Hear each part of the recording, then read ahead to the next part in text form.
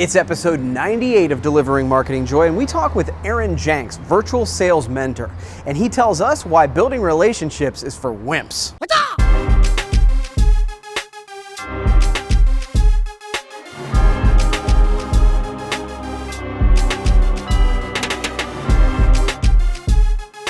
Hey there, and welcome to another edition of Delivering Marketing Joy. I am your host, Kirby Hasseman, and I am super excited to have a rock star for a guest today, Janx, who has an awesome title, Virtual Sales Mentor. Now, thank you so much for being with me today.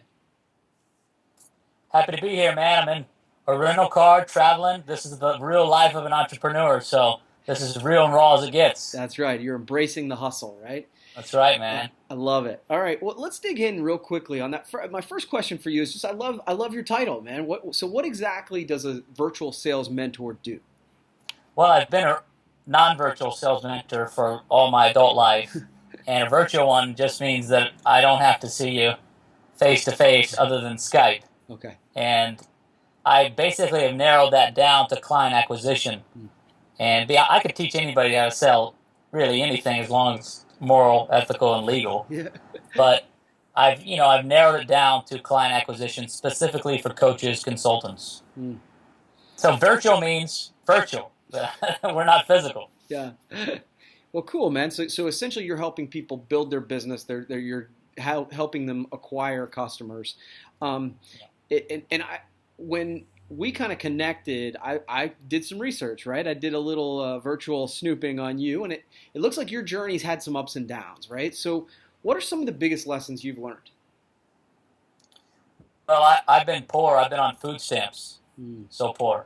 Yeah. And when my journey started when I was 18, and I dropped out of community college. And I got into community college because I graduated high school with a 1.99, believe it or not. It's the lowest grade point average you can have and still graduate. Yeah. So I did. I graduated on time because the teacher said that I was exceptionally bright and I should be in advanced placement, but I had bad grades, so I couldn't get in. And so I was bored. That's what they said. Yeah. To me, I wanted to chase the girls, so that's all I knew. And I didn't like people telling me what to do or what to learn. So I didn't. I just did what I wanted to do. And then I go to community college and drop out because it's more of the same. Community college is almost like high school. It's like the same thing. Yeah. Except it's for people who weren't squared away enough to make it to a real university. And I drop out within the first or second week, and I get a job for a Fortune 500 company as an errand boy. They sold advertising and marketing. And I delivered invoices, dropped off copies of ads, stuff that the sales reps and managers, they didn't want to do. They gave me an opportunity to go do a re-sign, sign somebody up, and I did and sold them for way more than they originally signed up for. And they said, well, that's cool. Why don't you see what you can do in a sales cycle? So I did. I broke all kind of records, sold more than anybody had, and they promoted me until I got into sales training and got overrides and stuff like that on people. And then when I was 19, a year later, I was still with that company, and they left me alone. So I was like an entrepreneur because they didn't care what I did as long as I got results, right? Worst thing you do is do something to a guy performing. They just leave you alone in sales. So when I got over into being 19, I got into real estate investing simultaneously. Started making a lot of money while I was still with the corporate company because I didn't have to spend much time there, and they were paying me, so what the hell, right? Yeah. And I did that in real estate investing, started making big bucks, and then when the market collapsed, the method of house buying that I used also collapsed. And instead of getting a job, I burned through my savings, which wasn't as embarrassing, the amount that I didn't save. And I had a wife and kids at that point, and you get down to so low at one point, you're like, you don't have money for food. So I didn't have money for food. My wife signed us up for food stamps, and I got my attitude right. And after, I hate jobs. I'm not employable.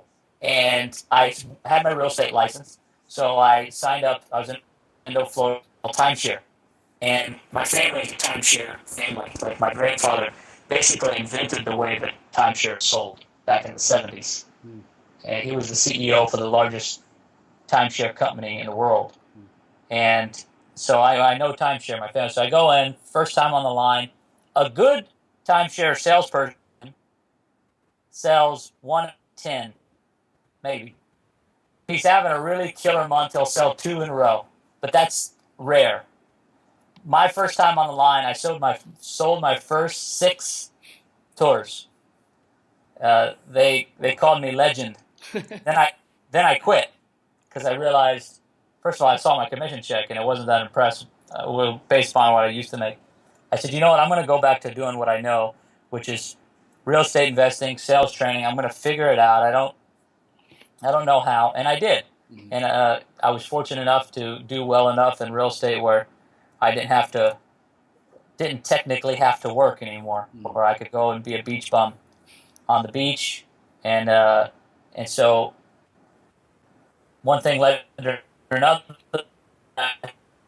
and coaches started to reach out to me, and here I am today with the 6-figure coaches club, and about to launch the 7-figure coaches club. Wow. Where I teach just what we said, client acquisition. So that's a long answer to answer your original question. I've learned that your attitude makes all the difference in your performance. Wow. Yeah.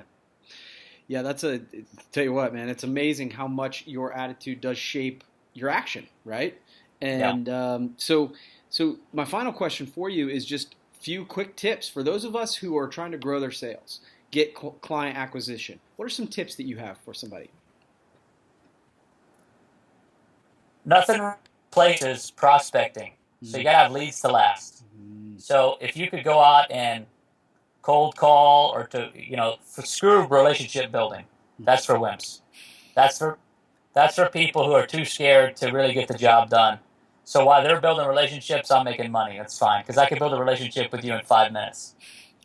So the first thing I would say is get appointments to be able to tell people about your product. More importantly, to be able to get them to puke their pain. So you don't set an appointment to pitch them. You set an appointment for them to puke their pain. You want to get them talking all about their pain. So first is get appointments. Second is you go from the frame to the pain to the brain to win the game in a sales presentation. So you frame the call. That means take control. Be the leader. You dominate. You're the leader in what you do. They don't know about what you do. You're the leader. So be the leader. Be the general Patton in the conversation. Number 2, get them to talk all about their pain. All about it. So after you frame the conversation, you told them how it's going to go down. You told them what you're going to do. You did your intent statement. You know what the goal of the conversation is, that you want them to give you yes or no by the end of the conversation. Is that fair? Okay, it's fair. So now you get into, okay, tell me everything about what's working, what's not working, where do you want to be, where you don't want to be, and get them to discuss all their pain. Because everything that they told you in that pain process is everything that you're going to say back to them on how you're going to solve their pain when you talk to their brain. Because this is a fact. Human beings will do more to avoid pain than they will do to get pleasure. So you can Google that, fact check it, go to Psychology Today. It's true. And so if you can get someone in a state of pain, then high enough, they'll do anything to get that state, and you can introduce your antidote at the. Yeah, no, I dig it. I dig it, Aaron. Like the idea of solving their pain. So this is really good stuff. And so where can they find you? If somebody wants to reach out to you, where can they find you? They can go on Straight Up Entrepreneurs, which is my Facebook group, and I started it because I was tired of all the flowery, fluffy, hippie people telling you how great it is in business and how you can do it and everybody can do it, and where there's a will, there's a way. Because let's be honest, Kirby, you and I both know that's bullcrap. Yeah. That 9 out of 10 businesses go out of business the first 5 years, and then the second 5 years, 9 out of 10 of those dudes go out of business. So the odds are that you're not going to make it. You're not going to be in business. So since the chances are so slim, let's just be straight up. Let's cut all the fluff. And that's why I started the group. And then the past 2 weeks, we grew by 1,000 people. So we're growing at a huge rate, and that tells me that people want the real, the raw. And so that's what we're doing there. So if you want to connect with me, I live there. Straight up entrepreneur on Facebook. Cool, man. Well, hey, thank you. You've answered all my questions, Aaron. I give everybody a chance if they want to ask me one question. I didn't know if you had one for me. What's that say behind you? The journey on your wall. What's that say? The journey of 1,000 miles begins with a single step, right? So the concept is, kind of to your point, right? Is that there's so many. One of the things I always say is that everybody's got ideas for me to do, but there are very few people who are actually willing to do them. And so, I encourage everybody to, if you really have something that you want to chase, do it. Do something about it. Stop talking about it and take a step. That's good, man. That's good. Well, here I have another question for you. Bring it. How does sales play a part in your business? No, it's a good question. We're a sales organization, so it's a big piece of what we do. So every day, and I'm CEO, janitor, CFO. Chief cook and bottle washer. Yeah, that's exactly right. But I'm also our lead sales guy. So, I always say nothing happens until someone sells something in just about any company, and certainly in ours. We, do a lot of hand-to-hand combat. We still do cold calls. But then also we've evolved, right? We're doing content creation. We're going where customers are. So sales is a huge part of what we do for sure. Good, man. Cool. Well, that's good. Well, thanks, Aaron. I really appreciate you taking the time to talk with me. We'll have to do it again sometime, okay, man? Sounds good, Kirby. All right. Well, that wraps up this edition of Delivering Marketing Joy. We'll talk to you next time. Thanks for watching, but wait! Can you do me a favor? Please subscribe to my channel. If you haven't done it already, the way to do it's right over here. And hey, if you want to watch the last episode, check that out over here. Again, before you leave, subscribe!